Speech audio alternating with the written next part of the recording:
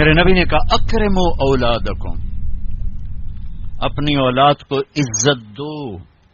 میری بات دھیان سے سنو کہ اپنی اولاد کو عزت دو، تب عزت واپس آئے گی، ورنہ کبھی نہیں آئے گی. ایک صحابی ہے کہ جی میں نے اپنے بچے کو یہ گفٹ کیا ہے، یہ گفٹ کیا ہے. آپ نے کہا اور بچوں کو بھی کیا ہے؟ ہاں، اور یہ میں نے گفٹ کیا ہے، میں آپ کے سامنے آپ کو گواہ بنانا چاہتا ہوں. تو آپ نے کہا اوروں بیٹوں کو بھی دیا ہے؟ کہا جی نہیں، اوروں کو نہیں دیا. کہا میں ظلم کا ساتھی نہیں بن سکتا، چلا جا واپس.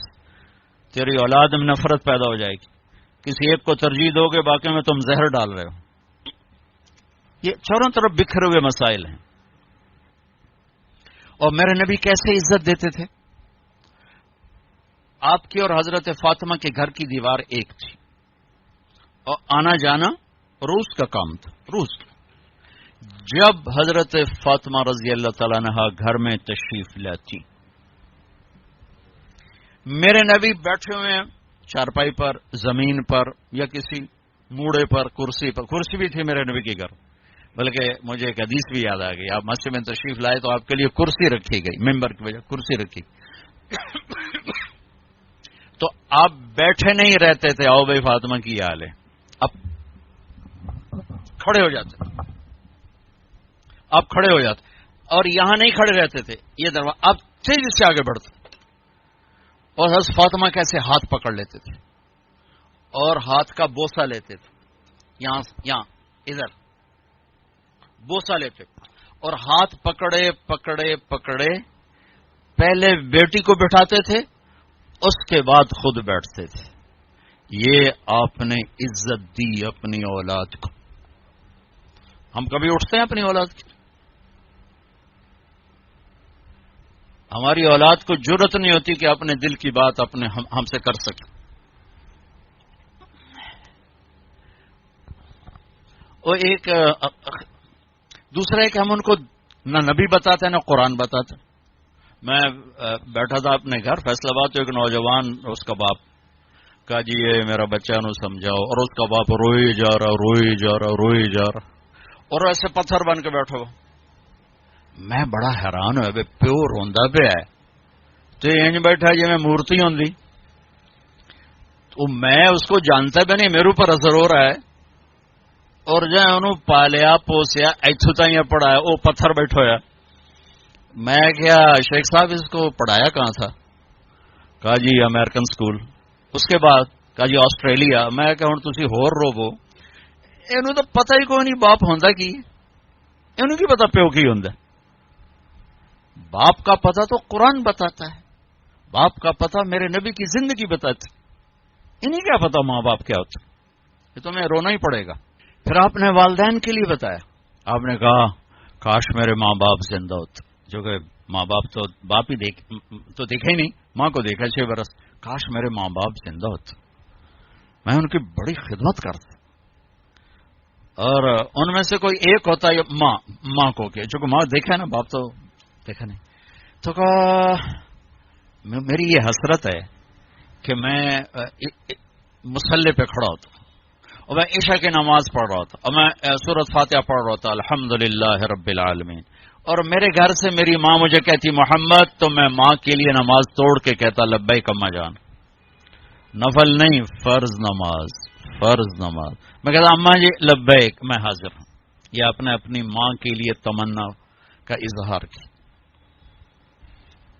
اور پھر جب آپ حج پہ تشریف لے گئے، ماں کا انتقال ہوا تھا 6 برس کی عمر، آپ جا رہے ہیں 63 برس کی عمر میں، 57 برس کا فاصلہ ہے. 7 دن بعد آنسو نکالنا بھی چاہو تو نہیں نکلتے. 57 برس گزر چکے ہیں، اور آپ حج کے لیے نکلے مدینہ سے 26 ذوالقعدہ اتوار کے دن. 25 کو نکلے آپ مدینہ سے بروز ہفتہ، اور ٹھہرے ذوالحلیفہ، اور اتوار کو چلے، اور پھر آپ 4 کی رات کو مکہ پہنچے. 20 میں 1 یا 2 کو آپ ابوا پہنچے، جہاں آپ کی والدہ ماجدہ انتقال فرما گئی تھیں. جب آپ مدینے سے واپس آ رہی تھیں تو 3 افراد تھے، ایک ماں، ایک ام ایمن، وہ ماں ہیں انہوں نے دودھ پلایا، اور ایک آپ کی ذات مبارک. اور ابوا کے پہاڑوں میں آ کر زندگی ہار گئی. میں وہاں گیا، میں نے زیارت کی. میری زندگی سفروں میں گزری، پر ایسے ہی جذبات میرے کہیں نہیں بنے جب میں وہاں کھڑا دیکھ رہا تھا چاروں طرف سن 2000 میں کہ واہ میرے رب جن دی خاطر تو دنیا بنا چھڑی دی مان ہو ایتھے چایا. تو بھی 6 سال دی عمر. ہوئے ہوئے ہوئے ہوئے ہوئے کیا گزری اس بچے پر جس کے آنسوں پہنچنے کے لیے نہ باپ ہے، نہ بہن ہے، نہ بھائی ہے، نہ چاچا، نہ دادا.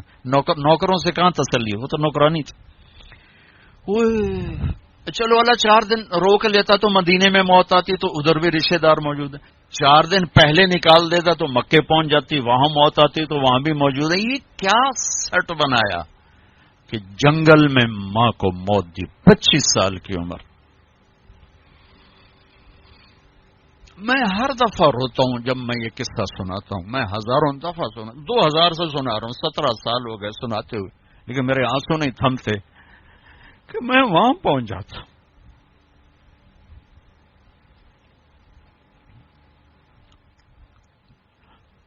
زندگی یہ روشنی آدمی کو دھوکہ دے دیتی. پھر یہ جیسے کاروباری لوگ ہیں، انہیں پیسے کے سوا سوچتے ہی کچھ نہیں. میں ایسے دیکھ رہا تھا، یا اللہ یہاں ایتھے یہاں تو نے اپنے کیا گزری ہوگی میرے نبی کی ذات. اور کیا گزری بتاتا ہوں.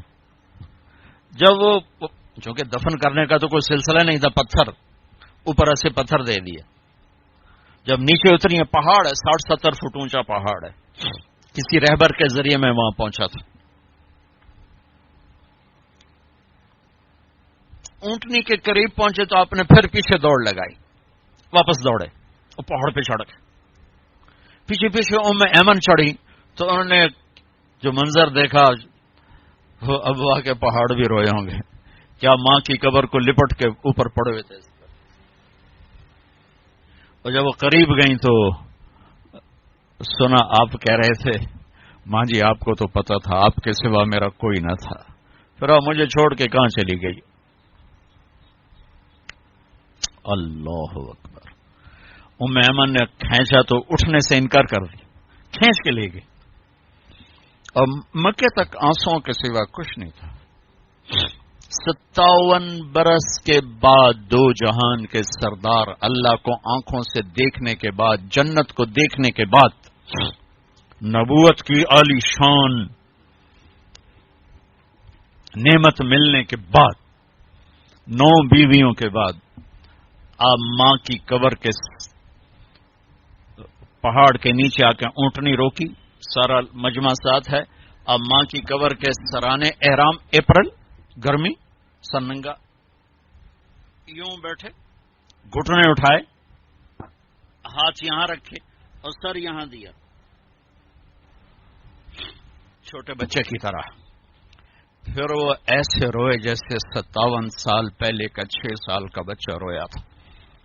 اور پھر اتنا روئے کہ داڑھی سینہ سارا آنسوں سے تر ہو گیا. اور اتنے جذبات میں آئے کہ آپ نے آگے جانے سے انکار کر دیا. جیسے اس وقت انکار کیا تھا، آپ نے کہا میں آج رات اپنی ماں کے پاس گزاروں. سارا قافلہ آگے ابوا کھلی وادی، وہاں سب جا کے خیمہ زن ہو گئے، لیکن میرے نبی نے چند ساتھیوں کے ساتھ رات وہاں گزاری. یہ میرے نبی کے بتائے ہوئے رشتوں کی قدریں ہیں. ہم نے آج کل پیسے پر ہی تولنا شروع کیا ہوا ہے. سب کو پیسے پر ہی تولتے ہیں. بڑا آدمی ہے، چھوٹا آدمی ہے، میڈیوکر ہے. کیا مطلب؟ ڈھیر پیسے ہیں تو بڑا بندہ ہو گیا، تھوڑے تو میڈیوکر ہو گیا، بھوک ہے تو چھوٹا ہو گیا، فقیر ہو گیا. بھائیو، بڑا چھوٹے کا معیار اللہ کے ہاں اس سے نہیں ہے. بڑے چھوٹے کا معیار میرے رب کی بارگاہ میں میرے نبی کی غلامی پر ہے. تو میرے نبی پاک صلی اللہ علیہ وسلم نے ایک خوبصورت طریقہ زندگی سکھایا، گھروں کو آباد کر کے بتایا. وہ طریقہ جو بھی اپنائے گا اس کے گھر میں خوشحالی ہوگی، خوشی ہوگی، خوشی. اور اس کا ایک لفظ ہے، ایک دوسرے کو برداشت کر. یہ آتے ہی بیوی میری غلام بن کے چلے، میں حاکم ہوں، اور بیوی آتے کہ ہونی تھے میری چلے گی، تیری ماں دی نہیں چلے گی، تو سوائے پھر بھڑکتی آگ کے کچھ بھی نہیں ہوگا. رشتوں کو میرے بھائی بہنوں، صرف برداشت سے چلایا جاتا ہے، رشتوں پر مسلط ہو کے رشتے آباد نہیں ہوتے، جھکنا پڑتا ہے، سہنا پڑتا ہے، دبنا پڑتا ہے۔ جو دبنا سیکھے گا اللہ کی قسم اس کی زندگی خوبصورت ہو جائے گی۔ اس کا شکل صورت سے تعلق نہیں، سونے چاندی زیور سے تعلق نہیں، خوبصورت اخلاق زندگی کو چار چاند لگا دیتے ہیں۔ بد اخلاقی زندگی، میرے نبی میں ایک حدیث یاد آ گئی، اجتنبوا الدمن الخضراء۔ تو آپ کے الفاظ تھوڑا مشکل تھے، تو صحابہ نے کہا یا رسول اللہ، آپ نے کہا الدمن الخضراء سے بچو۔ یا رسول اللہ دمن خضراء کیا ہوتا ہے؟ آپ نے کہا المرأة الحسنہ فی المنبت السوء، بد اخلاق خوبصورت عورت سے بچو، اس کے حسن پہ نہ ریجھ جانا ورنہ زندگی تباہ ہو جائے گی۔ بد اخلاق سے بچو، بد اخلاق سے بچو۔ آدمی بھوک پر گزارا کر سکتا ہے، کڑوے بول پہ گزارا نہیں کر سکتا۔ عزت دو ایک دوسرے کو، گھروں کو آباد کرنا، عزت دو۔ میرے نبی نے عزت دے کر دکھایا۔ عرب میں جب عورت ناپاکی کی حالت میں ہوتی تھی تو وہ اپنے خامد کے ساتھ نہیں سو سکتی تھی، الگ کر دیا جاتا تھا اسے۔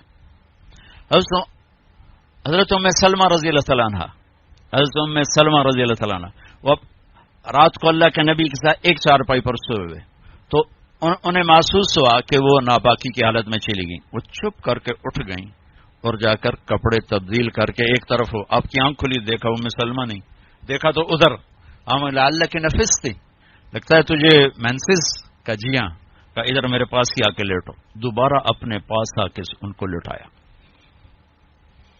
یہ عزت ہے جو میرے نبی نے اپنے گھر والوں کو دی ہے۔ جہاد کا سفر تھا، جہاد کا، اور قافلہ چلنے لگا، حضرت عائشہ بیٹھ گئیں، ٹھیک، تو یوں دیکھا تو گلے میں ہار کوئی نہیں، تو انہیں کہا یا رسول اللہ میرا تو ہار گم ہو گیا۔ تو آپ کہتے تجھے ہار کی پڑی، ادھر جہاد کا سفر ہے، چل۔ آپ نے کہا چلو بھائی عائشہ کا ہار ڈھونڈو، سارے لشکر کو ہار ڈھونڈنے پہ لگا دیا، اور ڈھلتا سورج ٹھنڈا ہو گیا تھا جب سفر کی تیاری ہو رہی تھی، تو شام ہو گئی، ہار نہیں ملا، تو اب مغرب پڑی، عشاء پڑی، تو اندھیرا چھا گیا، سفر بھی نہیں ہو سکتا، صبح ہی سفر کرنا، فجر کا وقت داخل ہوا، پانی کوئی نہیں، ان کا پانی آگے تھا جہاں انہوں نے پہنچنا تھا، اب پانی کوئی نہیں، نماز کیسے پڑھیں گے؟ تیمم کی ابھی آیت کوئی نہیں آئی ہے، تو سارے لوگ ابو بکر کے پیچھے بڑھ گئے، تیری بیٹی کی وجہ سے نا آج یہ دن دیکھنا پڑ رہا ہے، اب بتا پانی ہے نہیں تو نماز کیسے پڑھیں گے؟ اب ابو بکر کو بیٹی پہ غصہ چڑھا، وہ آئے سیدھے اللہ کے نبی کے خیمے میں، تو آگے اللہ کے نبی اما عائشہ فرماتی میری گود میں سر رکھ کے سوئے ہوئے تھے اور وہ ایسے بیٹھے ہوئے تھی، تو باپ تو ڈانٹ سکتا ہے، لیکن اب ڈانٹیں تو وہ سوئے ہوئے ہیں، تو اب وہ ایکسپریشن سے ڈانٹ رہے ہیں تیری وجہ سے، اور ان کے یوں پسلی میں نا آ کے انگلی ماری، زور سے، ایسے زور سے انگلی ماری، وہ کہتے میں ایسے ہو گئی تاکہ میں ہلوں نہیں کہ اللہ کے نبی کی آنکھ نہ کھلے، تو مجھے کیا غصہ اتار کے باہر آ گئے، باہر وہ تانے پڑ رہے، اللہ کے نبی کی آنکھ کھلی، نماز کا یا رسول اللہ پانی کوئی نہیں، نماز کیسے پڑھیں گے؟ اب اسی پریشانی میں تھے کہ جبریل آ گیا، فتیمم سعیدا طیبا، چلو ہم مٹی سے وضو کی اجازت، تیمم کرو۔ کبھی کسی امت کو تیمم نہیں ملا، بھلا مٹی سے بھی آدمی پاک ہوتا، منہ سے مٹی مارو بندہ پاک ہوتا، آپ نے چلو منہ پہ ایسے کرو ایسے، چلو نماز پڑھو بھائی۔ تو پھر وہ جو پہلے سب ناراض ہو ابو بکر سے کہنے لگے بھائی ابو بکر آج تیرے گھر کی تو فیل کتنی بڑی رحمت ہمیں مل گئی، کتنی بڑی برکتیں ہمیں مل گئی۔ تو تیمم کی آیت اتری اس موقع پر جب حضرت عائشہ کا ہار گم ہوا، آپ نے سب کو اس کے ڈھونڈنے پہ لگا دی۔ تو فجر کی نماز ہوئی، تھوڑا سویرا ہوا، تو پھر حضرت عائشہ کہنے لگی یا رسول اللہ چلو ہار تو ملتا نہیں، چلیں۔ پھر آپ نے کہا چلو بھائی کوچ کرو،